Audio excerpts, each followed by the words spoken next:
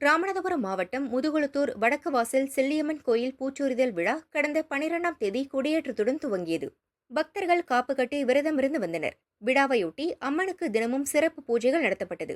5ஆம் நாளில் 3008 திருவிளக்கு பூஜை நடைபெற்றது.